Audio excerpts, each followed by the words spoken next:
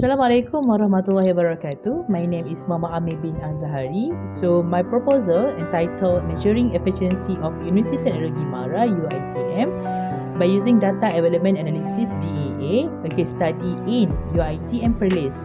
I am being supervised by Encik Anas bin Fatul Arifin. If the education system provided by the country is in good condition, then it can be concluded that the country has a very bright future. This is in line with the study by Al-Abdulmanan in 2017, which stated that a country with a strong higher education system is able to have a positive impact not only on the people, but also to boost the country's rapid economic growth. Most countries invest a significant amount of money to sustain their various education system. Malaysia does the same thing by making education a top priority in national development. Malaysian education is no stranger to a sacred university, UiTM, which is the largest university in Malaysia. UiTM can also consider a leading university because it has been listed in world rankings such as QS ranking and THE ranking. In this study, two problem statements are identified as the primary issue, providing momentum for this study to be conducted, generally under the keyword Malaysia Public Funds and UiTM 2025 Strategic Plan. First, Malaysia has allotted the highest budget of 50.4 billion ringgit Malaysia in the 2021 budget for education, according to the report. This clearly shows that education is the most important sector in the country. A total of 4.4 billion ringgit Malaysia is allocated in the 2022 budget for the Malaysia Bumiputra Assistance Initiative, which include project under MARA, UiTM and Yayasan Peneraju. It is not an option but rather an obligation to the institution to manage these huge public funds efficiently. As a result, it is essential to measure UiTM's current efficiency. Second, to ensure that UiTM is on the right track, UiTM's top management developed the long-term UiTM 2025 strategic plan, which started from 2020 to 2025 with the main goal of making UiTM a globally renowned university by 2025. It is the obligation of all stakeholders, including UiTM branches throughout Malaysia, particularly UiTM PERLIS, to ensure the succeed. This matter is complicated by the fact that UiTM PERLIS is one of the Malaysia's oldest campuses and it must be thoroughly evaluated so that UiTM PERLIS can comply with everything in the UiTM 2025 strategic plan. The study's main goal is to measure the efficiency of UiTM PERLIS by using data envelopment analysis method. The specific objective of the study are to evaluate the teaching efficiency of UiTM PERLIS, second, to evaluate the research efficiency of UiTM PERLIS, and third, to study weaknesses, strengths, and the points that can be improved in the attribute involved. The study will be conducted at UiTM PERLIS, which is the first branch campus of UiTM, making it one of the oldest campuses in Malaysia. Therefore, in this study, all data shown and analysed are data mean for UiTM PERLIS only, and the analysis of result may be different from other UiTM campuses in Malaysia. The data used is secondary data obtained from department involved such as Academic Affairs Division HEA, Industry Network Community and Innovation Office ICANN, and MUHE. The data used in this analysis cover the last 5 years from 2018 to October 2022. This study will benefit to four main groups, which is first, UiTM top management, which various problems that may arise can be resolved when the findings of the study are released, and it is hoped to help UiTM PERLIS achieve the targets of UiTM 2025 strategic plan, which has been outlined by the UiTM's top management. Second, UiTM academician staff. They can improve their current performance to ensure that UiTM, especially UiTM PERLIS, is on the right track as the largest university in Malaysia that can be global. Third, students. Students will benefit when they can choose UiTM if they are informed of UiTM's level of competency in either teaching or research.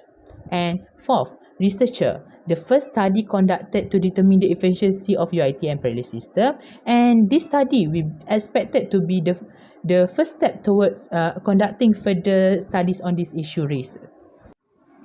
Why I am using DEA? First, Ghazami et al. In 2020 state that DEA is one of the most methods in assessing the level of efficiency of a parameter, and it has become the main basis in the measuring the efficiency of a parameter.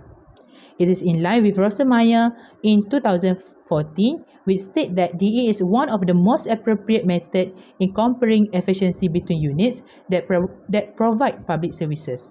What is public services? According to CNU in 2011, public services is non-profit institutions such as school, hospital and universities. So for the previous study, there are 6 papers that mention about public funding in their countries.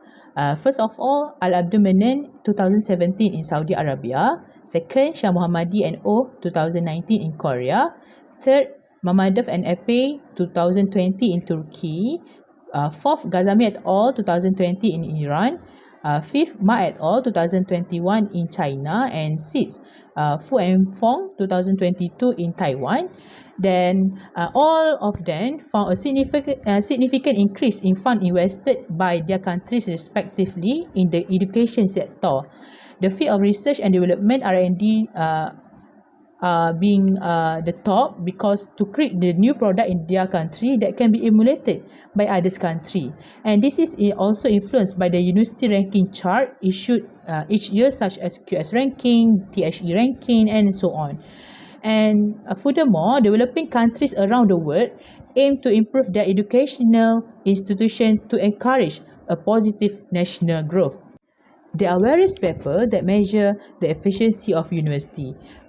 Some of them used to measure the efficiency of teaching efficiency, and some of them measure the research efficiency separately.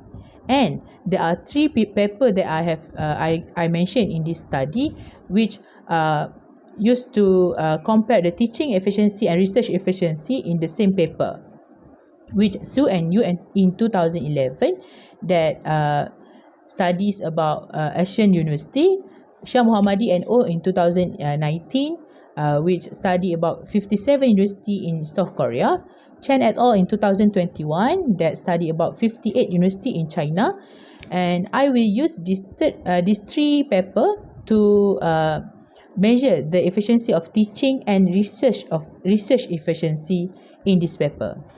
So for the teaching efficiency, there are 3 input and 1 output that being used, which is the input is number of academic staff, number of students, and also number of non-academic staff. And the output is the number of students graduated on time, GOT.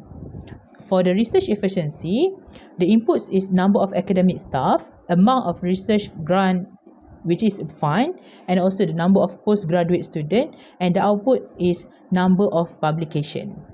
For research framework, there are 4 steps, which is data collection, data verification and validation, data analysis, and conclusion and recommendation. In data collection, UiTM data for each input and output that I mentioned before were collected from the MOHE official website and integrated with data accessed through ICANN UiTM PERLIS. Then it go to the data verification and validation, which be the process of verification of the data, because in DAA each DMU data value must be more than or less than 0. Entering a value of 0 in the data for either input or output will result in a failure to calculate the efficiency.